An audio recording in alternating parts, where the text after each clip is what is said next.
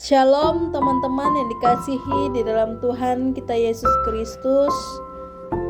Hari ini saya rindu membawa renungan untuk kita semua. Renungan kita pada hari ini yang terdapat dalam kitab Perjanjian Lama, yaitu kitab Amsal pasal 24 ayat 10. Teman-teman boleh menyimaknya, saya akan membacakan untuk kita semua.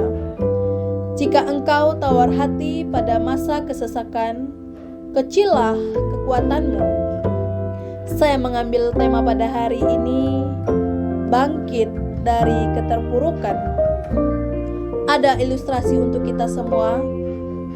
Bank investasi di Amerika Serikat, Lehman Brothers, berhasil bangkit dari kebangkrutan.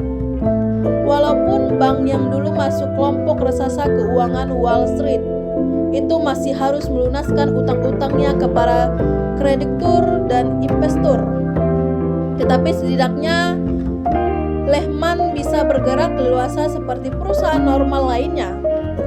Lehman masih akan tetap beroperasi di tempat yang sama, yaitu di gedung perkantoran distrik Manhattan. Namun ruang kerja Lehman kini tidak sebesar dahulu karena mereka harus menjual banyak aset seperti sebagian ruangan di kantor mereka.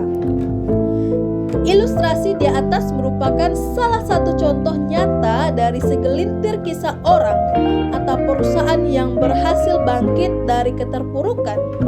Meski banyak yang mampu bangkit, harus diakui pula kalau tidak sedikit yang terpuruk karena tidak mampu keluar dari pusaran masalah.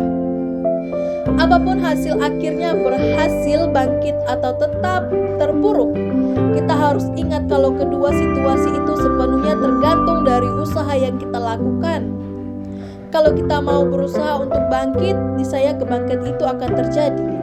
Sebaliknya, jika kita tidak berusaha untuk bangkit atau berusaha tetapi tidak memaksimal, kebangkitan itu hanya akan menjadi wacana.